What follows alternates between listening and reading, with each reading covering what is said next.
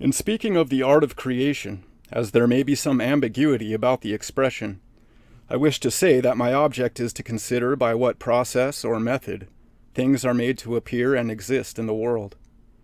This may seem a bold matter to discuss, but it has, of course, been the subject of philosophy time out of mind. 40 or 50 years ago, the materialistic view of the world was much in evidence. We all at that time were automatons, and it was the fashion to regard human beings as composed of enormous crowds of material atoms, by whose mechanical impacts all human actions were produced. And even certain mental phenomena, in the shape of consciousness, were evolved as a sort of byproduct.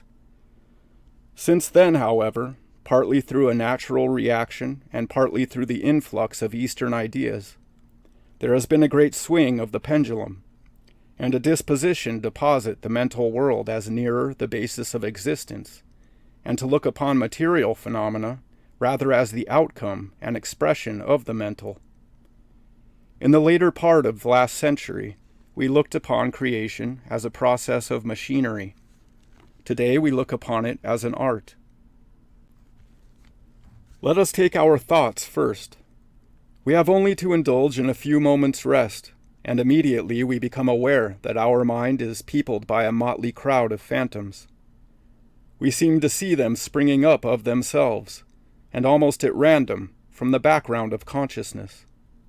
Images of scenes, the countenances of friends, concatenations of arguments and of events, an innumerable procession.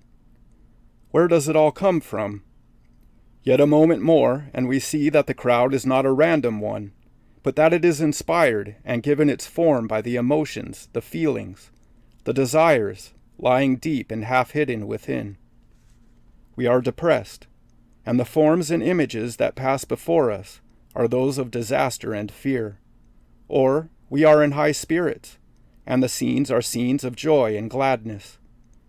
This is familiar ground, of course, but it may be worthwhile considering it more in detail. Feeling, or desire, lies beneath. Thought is the form which it takes as it comes into the outer world.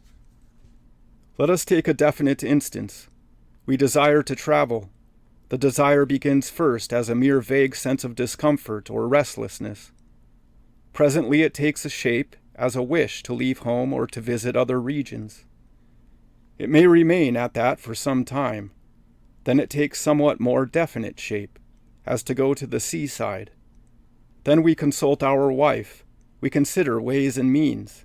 We fumble through Bradshaw. The thought of Margate comes as a kind of inspiration, and a quite distinct and clearly formed plan emerges. Or we wish to build ourselves a house of our own. For a long time this may be only a kind of cloudy, pious aspiration. But at last and almost inevitably, the dream of the house takes shape within our minds. We get so far as to make a pencil sketch of what we want. We go and prospect a site. We consult an architect. And presently there emerges a much more definite and detailed plan than before. Then steps are actually taken towards building. Heaps of bricks and stone and other materials begin to appear on the scene. And at last there is the house standing, which once only existed in the dream world of our minds. Always the movement is outwards, from the indefinite vague feeling or desire to the definite, clearly formed thought, and thence to action and the external world. Whatever feeling it is, the result is the same. We harbor within us the desire to injure anyone, or the desire to benefit anyone. The desire cannot remain at that stage. It must either perish away, or else if it is harbored, it will grow. It will grow into definite thoughts and plans of benefit or of injury. And these thoughts and plans will grow into actions. True, the actions may not be seen immediately. The thoughts and plans may work unseen for a long time. Still, there they are, working. There they are making ready the channels for action. And this it is, I suppose, which explains the fact that we all of us at times act so much more heroically than either our neighbors or even ourselves expect. And also I am afraid that at times we act so much more meanly. All the time in silence, thought has been busy within, making ready the channels. And so one day when a great rush of feeling comes, it flows down, and in an instant, as it were, before we have time to say yes or nay, has flung itself forth into our actions, and taken form and standing in the visible world. And not only is this true of violent feeling, that it finds expression in the visible world, but even of very quiet feeling the same, if it is also persistent. If so small a creature as man presses with his hand against the side of a great ship floating in dock, it seems that no result is produced. Yet we know that if he should continue persistently so to press, in time a measurable effect would ensue. And so it is with those smaller, calmer currents of desire and feelings within us. If they are always there, always flowing, they will inevitably show themselves in time.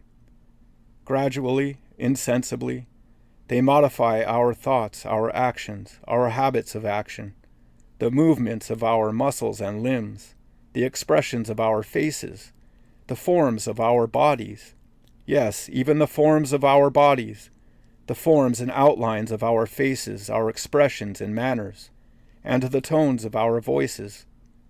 All the things that go to make up our appearance in the world are, I will not say entirely the result, since heredity and other things have to be considered, but plainly, to a very great extent, the result and expression of those dim feelings and emotions which, welling up in the hidden caverns of the mind, gradually press forward and outward into the light of day. So far, then, we seem to come upon something which we may call a law of nature, just as much as gravitation or any other law. The law, namely, that within ourselves there is a continual movement outwards, from feeling towards thought, and then to action, from the inner to the outer, from the vague to the definite, from the emotional to the practical, from the world of dreams to the world of actual things and what we call reality.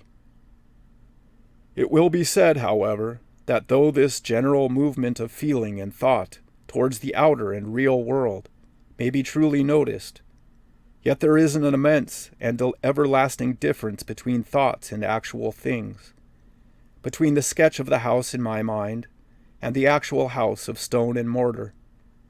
The one is a mere dream, an insubstantial phantom inside my brain, which no one but myself can see or feel. The other is a solid and undeniable fact, which would crack my skull and brain both, if they came into too sudden contact with it.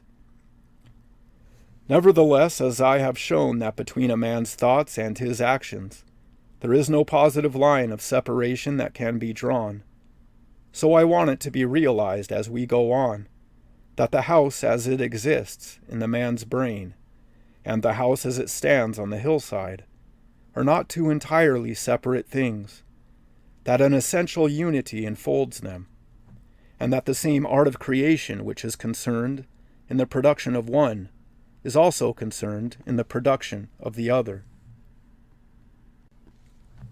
But first I would say a word about dreams. I have pointed out that in our waking hours, continual processions of thoughts are passing through the mind, stimulated by underlying feeling. In the dreams of sleep, we notice the same ebullition of images, only we say, and rightly, that they are more scrappy, more incoherent, more grotesque. The truth is, doubtless, that in sleep the higher reasoning centers of the brain are quiescent, and consequently the growth of images takes place more at random and less harmoniously. But what I want you to notice is that the same rule as before governs, and that the dream images are, for the most part, inspired or evoked by dim, underlying feelings. We go to sleep with insufficient covering on, and immediately dream of plunging through snowdrifts, or falling into a crevice. Or we have eaten a heavy supper, and are haunted by most discomfortable apparitions, which image and represent to us, in outward form, the discomfort we feel within, That hunger, or any other need or desire of the body, evokes illustrative dreams as a commonplace remark. A friend of mine in the interior of Africa years ago, with an exploring party, was for 8 days without food, nothing but a parrot and a mudfish having been obtained during that time. He said that one of the worst trials of the starvation was the impossibility of the sleep which it brought with it. And when, worn out with fatigue, he did relapse into slumber for a minute or two, it was only to be visited by a most tantalizing dream. For at once he beheld what he described as a most delicious dish of mutton cutlets floating towards him. Of course, no sooner did he stretch his hand to seize the prize than he woke, and the vision departed. But he said that if during those fateful days he dreamed of that blessed dish once, he dreamed of it 100 times. Here we see an almost poetic and artistic effort of the slumbering mind to express the underlying desire for food in the most lovely and attractive form which it could devise.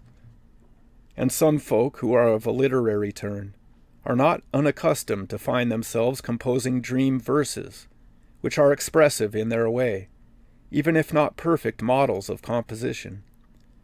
An acquaintance of mine who was accustomed to keep a pencil and paper by his bedside for such occasions told me that he once woke in the night feeling himself drenched with a sense of seraphic joy and satisfaction, while at the same time a lovely stanza, which he had just dreamed, lingered in his mind. Quickly he wrote it down, and immediately fell asleep again.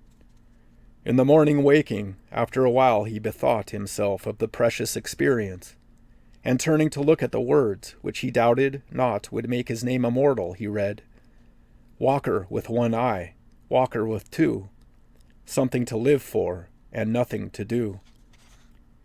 Here again we find that the deep feeling in which the sleeper's mind was drenched had got so far as to instinctively clothe itself in rhyme and rhythm.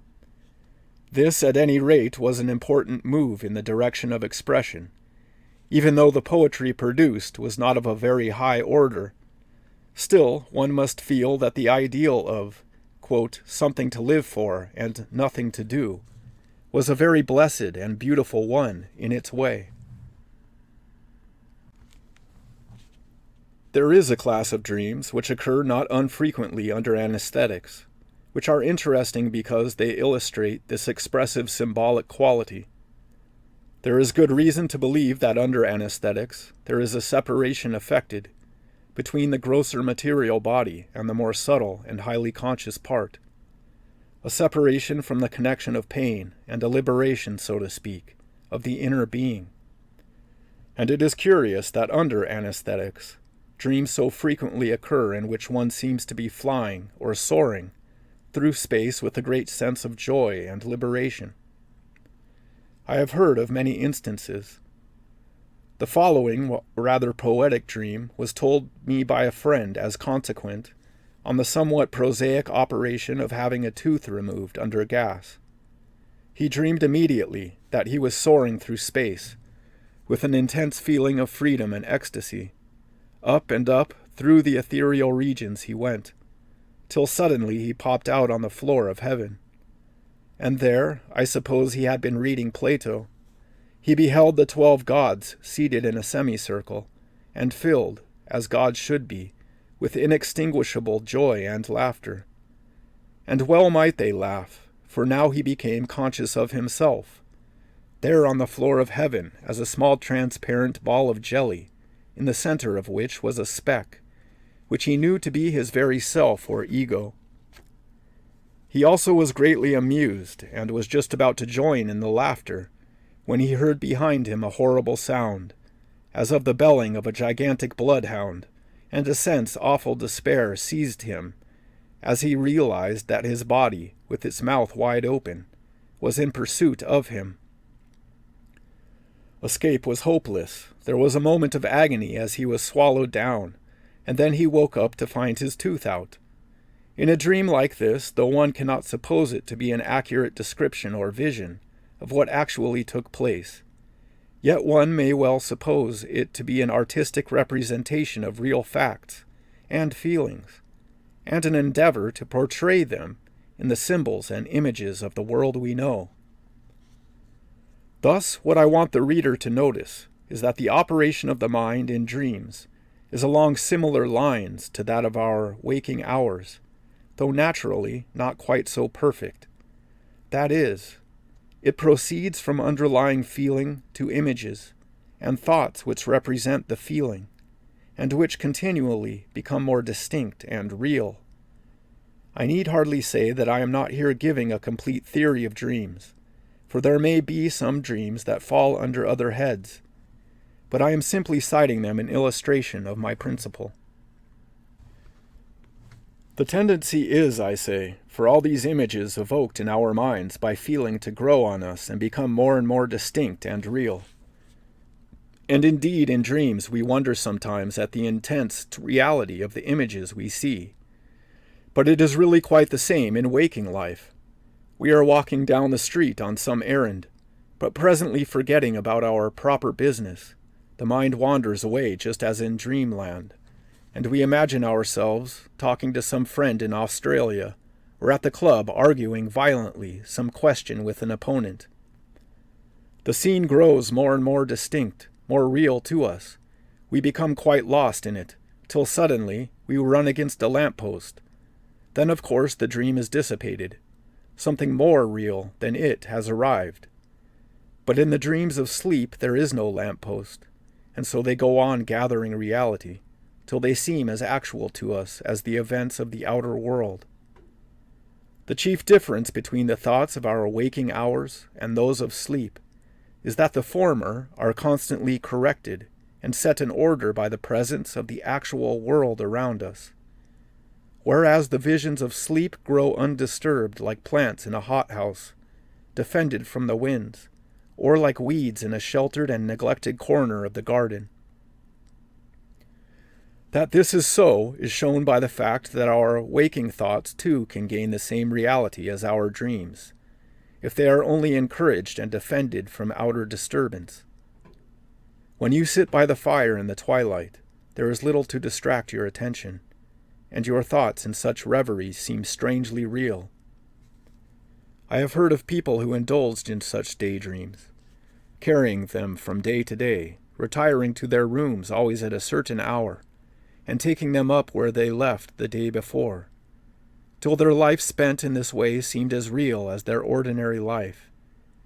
And there are other people, authors of novels or dramatists, who deliberately do this, who deliberately isolate themselves and concentrate their minds, till the figures and characters so created become like living men and women, and not only to themselves but to the world at large. So that today, to every one of us, there are scores of characters created by the great dramatists and authors, of which it is hard for us at the moment to say whether they are men and women whom we actually remember, or whether they are creations from books.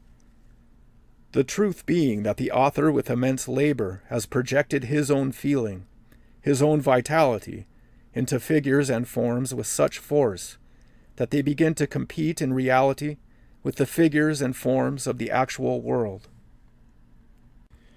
We may then, I think, fairly conclude from what has been said that the same process may be witnessed both in our waking thoughts and in our dreams, namely, a continual ebullition and birth going on within us, and an evolution out of the mind-stuff of forms, which are the expression and images of underlying feeling. That these forms, at first vague and undetermined in outline, rapidly gather definition and clearness and materiality, and press forward towards expression in the outer world. And we may fairly ask whether we are not here within our own minds, witnessing what is really the essential process of creation, taking place everywhere and at all times, in other persons as well as ourselves, and in the great life which underlies and is the visible universe. But it will be said, we can see that the feelings in man clothe themselves in mental images, which he, by throwing his vitality more and more into them, can make practically real to himself. and which by roundabout processes like writing books or setting workmen to build houses, he can in time body forth and make real to other folk. But ought he not, if your theory be correct, to be able to throw those mental images direct into the outer world, so as to become visible and tangible to others at once and without intermediate operations? To which I answer, don't be in too great a hurry. I believe man has the germ of such power, and will have it in greater degree.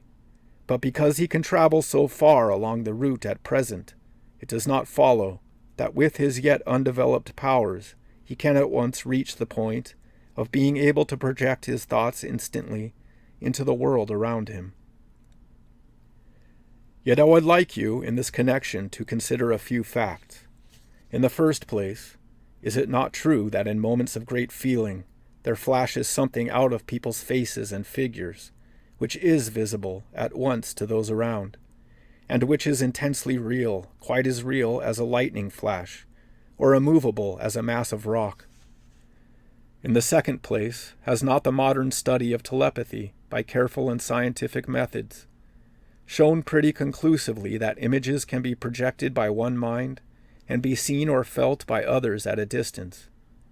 Thirdly, do not the well-established phenomena of wraiths or the ghosts of those in the act of dying point in the same direction, namely, that in such moments the whole vitality of a person may pour itself out towards a loved one and impress itself powerfully as a real presence on the latter's mind? There are other considerations connected with what is called spiritualism, which are very interesting, but which I will not have time to dwell on at any length. There seems a mass of evidence to show that in connection with so-called mediums in a state of trance, images are evolved which become visible and even tangible to a small circle of people. Now, as we have seen that in reverie, when one's body is at rest and the world around one is still, one's vitality may go into one's thoughts to such a degree as to render them strangely real. And as in dreams, when one's body is asleep, the images become more real still, so in trance, which is a still deeper sleep, does it seem quite possible that the inner vitality of the medium may shape itself into images so far material as to be visible even to other folk. At any rate, evidence points in this direction, and the well-known fact that the medium is often greatly exhausted after these manifestations corroborates the idea. For since an author who spends 3 or 4 hours in writing a novel or a play, thus doing some of the hardest work to which a mortal can devote himself, is all the time throwing out his mental vitality to inspire, embody, and create those images which he gives to the world, and in the process, naturally, is intensely exhausted, so by a parity of reasoning, we should expect that the medium out of whose mind stuff such images were directly created would be exhausted in even worse fashion. I may also remind the reader how tiring it is to anyone in ordinary sleep to dream excessively. However, leaving these passing illustrations, I will now proceed along the main line of argument. Whatever we may think about the last few remarks, we do see within ourselves a very distinct process in operation. There is the first birth of dim, vague feeling or desire, then the growth in clearness and intensity of that feeling, then its shaping into distinct thoughts or images, till these latter become intensely real to ourselves. Then the descent of thought and feeling into our nerves and muscles, our habits and manners, the expression of our faces, the very forms of our bodies, and their ultimate translation into action, and the result of our actions in the outer world. Of this process there is no doubt, and thus we see that there is in man a creative thought source, continually in operation, which is shaping and giving form not only to his body, but largely to the world in which he lives. In fact, the houses, the gardens, the streets among which we live, the clothes we wear, the books we read, have been produced from this source. And there is not one of these things, the building in which we are at this moment, the conveyance in which we may ride home, which has not in its first birth been a mere phantom thought in some man's mind, and owes its existence to that fact. Some of us who live in the midst of what we call civilization simply live embedded among the thoughts of other people. We see, hear, and touch those thoughts, and they are for us our world. But no sooner do we arrive at this point and see the position clearly, than another question inevitably rises upon us. If, namely, this world of civilized life, with its great buildings and bridges and wonderful works of art, is the embodiment and materialization of the thoughts of man, how about that other world of the mountains and the trees, and the mighty ocean and the sunset sky, the world of nature? Is that also the embodiment and materialization of the thoughts of other beings, or of one other being? And when we touch these things, are we also coming into touch with the thoughts of these beings? It may seem rather absurd to some folk to suppose that rocks and stones and trees and waterspouts can be the expression of anyone's thoughts, but that does not prove the thing to be impossible. We know that to primitive savages writing, so familiar to us, appears just such an impossible thing. Some time ago I heard a well-authenticated story of a trader up country in a distant land, and among a people utterly unused to civilization, who had each week to send a basket of provisions to another European who lived some miles away. The native who carried the basket was naturally much tempted by the fowls, bread, eggs, or other things that it contained, and on one occasion, being overcome, took some of the food, then covered up the basket and delivered it as usual. But the man who received it took up a little piece of paper, which of course contained a list of the articles from the basket, looked at it, and then said, "You have taken a loaf and so many eggs." The native, horror-struck, confessed his sin and was punished, after which he refrained for some time, but at last gave way again, and of course with the same result. He had a great fear of that little bit of paper. He thought it was fetish, taboo. Not for one instant did it occur to him that those little scratches and dots on it could mean anything, could have any sense. No, he thought, the paper was alive, and that it saw what he did, and told the man. So he determined what to do. The next time he felt hungry, he waited till he came to a lonely spot. Then he put the basket down, took out the bit of paper, not without fear and trembling, carried it off to a distance, and hid it behind a rock, where it could not see him or the basket. Then he helped himself freely, and having done so, smoothed the napkin nicely over the top, put the paper back, and delivered the basket as usual. Alas! It was no use. The paper told all. He was punished again, and from that time he abandoned the affair as hopeless. But if the savage takes a long time to learn that these lines and marks on paper have meaning, may it not also take us a long time to learn that these lines of the sea and sunset sky, these forms and colors of the trees and the flowers, are the expression of ideas waiting perhaps through the ages for their interpreters? It is curious that we admit intelligence in man, though we cannot prove it. I am hopeful that you perceive some intelligence in me, but you cannot absolutely prove that I feel and think. For all you know, I may be merely a cleverly made automaton. You only infer that I feel and think from a comparison of my actions and movements with your own. And so, on the same grounds, we infer intelligence in dogs and monkeys, because their movements still resemble ours in some degree. But we must remember that Descartes and other philosophers have contended that animals were merely machines, or automata without feeling, and certainly one is almost obliged to think that some of our vivisecting professors adopt the same view. When, however, we come to creatures whose movements do not much resemble ours, like worms and oysters and trees, it is noticeable that we become very doubtful as to whether they feel or are conscious. and even disinclined to admit that they are. Yet it is obviously only a question of degree, and if we allow intelligence in our fellow men and women, and then in dogs, horses, and so forth, where and at what particular point are we to draw the line? In fact, it is obvious that the main reason why we do not allow intelligence in an oyster is because we do not understand and interpret its movements as well as we do those of a dog. But it is quite conceivable that to one of its own kind another oyster may appear the most lovely and intelligent being in creation.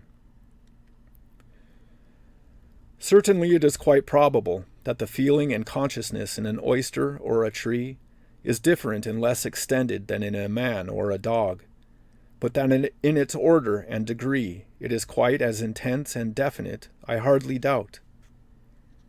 What is it that before all convinces us that there is an intelligent self in our fellow man?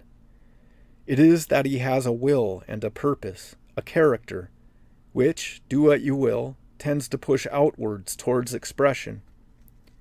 You put George Fox in prison, you flog and persecute him, but the moment he has a chance he goes and preaches just as before. And so with all of us, our lives, despite all the blows of fortune and misfortune, spring again and again from a mental root which we recognize as our real selves, which we want to express, which we must express, and to express which is our very life. But take a tree, and you notice exactly the same thing. A dominant idea informs the tree of the life, persisting as it forms the tree. You may snip the leaves as much as you like to a certain pattern, but they will only grow in their own shape. You may cut off a branch, and another will take its place. You may remove a small twig, and even that twig will have within it the pervading character or purpose. For if you plant it in the ground, another tree of the same shape will spring from it. Finally, you may cut the tree down, root and branch, and burn it. But if there is left a single seed, within that seed, in an almost invisible point, lurks the formative ideal, which under proper conditions will again spring into life and expression. I need hardly remind you here how exactly similar to that seed is the little compressed desire or need, which at the very beginning of this argument we saw, as it were, lurking in the human breast, and which afterwards, under the proper conditions, grew out into a house or some other great objective result in the external world. Look at the huge network of railways, now like an immense tree with endless branches encircling the globe. Once that tree slept in the form of a little compressed thought, or feeling in the breast of George Stephenson, the collier lad, and unbeknown and invisible to any but himself. And now, at this time of year, there are lying and being buried in the great earth thousands and thousands of millions of seeds of all kinds of plants and trees, which during the long winter will slumber there, like little dream images in the brain of the great globe, waiting for their awakening. And when the spring comes with the needful conditions, they will push forward towards their expression and materialization in the outer world, even as every thought presses towards its manifestation in us.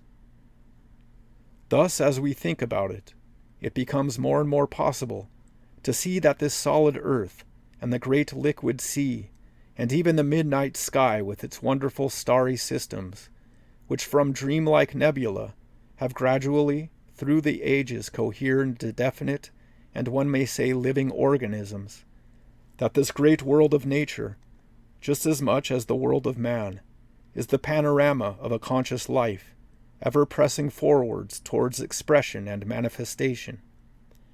And that these dots and scratches in the writing, these stones and stars and storms, are words appealing to us continually for our loving understanding and interpretation.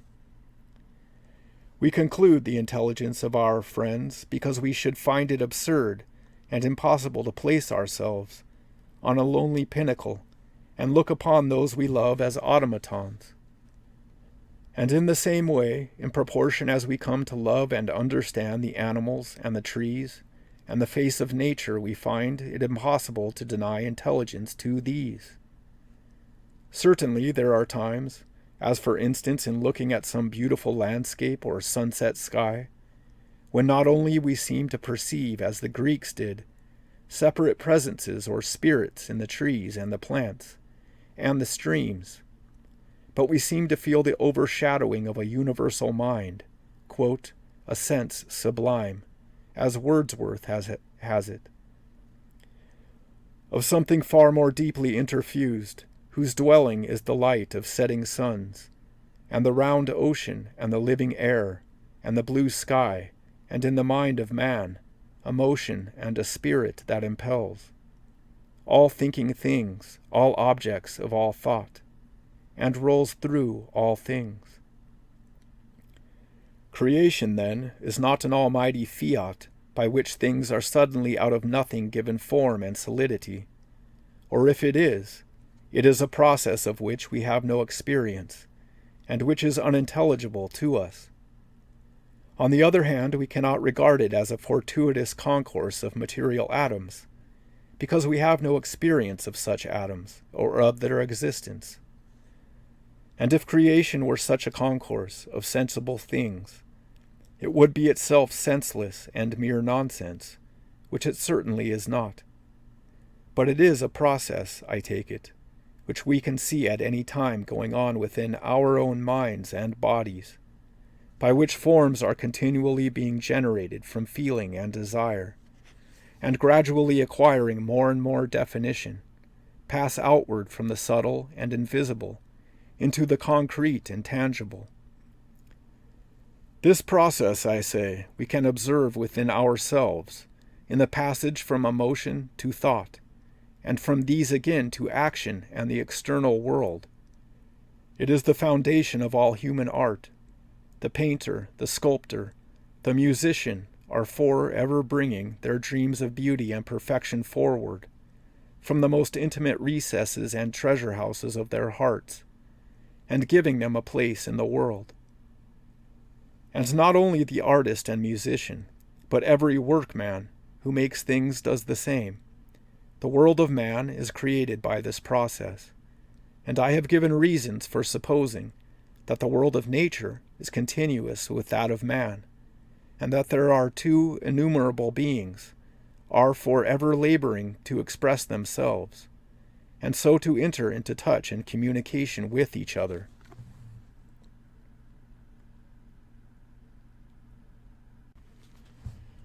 The reader may say there is no evidence that man ever produces a particle of matter directly out of himself, and I will admit this is so. But there is plenty of evidence that he produces shapes and forms, and if he produces shapes and forms, that is all we need. For what matter is in the abstract, no one has the least experience or knowledge. All we know is that the things we see are shapes and forms of what we call matter. And if, as is possible and indeed probable, matter is of the same stuff as mind, only seen and envisaged from the opposite side, then the shapes and forms of the actual world are the shapes and forms of innumerable minds, our own and others, thus projected for us mutually, to witness and to understand. However, there I leave the argument. I will only in conclusion say that in this view, creation is a stupendous and perpetually renewed work of art, an everlasting evolution and expression of inner meaning into outer form.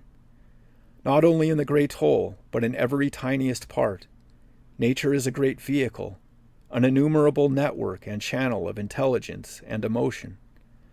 And this whole domain of the universe, the theater of an immense interchange of conscious life.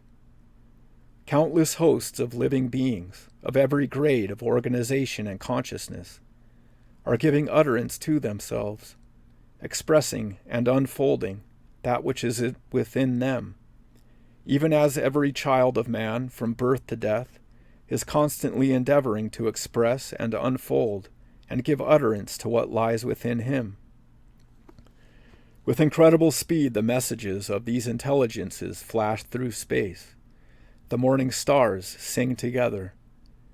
The messages of light and sound and electricity and attraction penetrate everywhere, and as modern science shows us that the air, the sea, and the solid frame of the earth itself may be the vehicle of waves, which without wire or definite channel may yet convey our thoughts safely to one another through intervening leagues of distance, so surely we must believe that the countless vibrations ever going on around and ever radiating from and impinging on every known object are messengers, too, of endless meaning and feeling. The intelligences which constitute the universe are doubtless of infinite variety and of infinite gradation in development. Some may find expression in a mere point of space. Others may enclose a planet or a solar system. Some are harmonious and accordant together. Others may be, as we well know, in violent mutual hostility or warfare. Yet, in the end, they are included. To regard the world as simply an arena of separate warring beings and personalities is impossible, because, as all science, philosophy, and experience convince us, there is inevitably a vast unity underlying it all, and all these beings and personalities must root down in one ultimate life and intelligence. All of them, in the end and deep down, must have a common purpose and object of existence. And in that thought there is liberation. In that thought there is rest.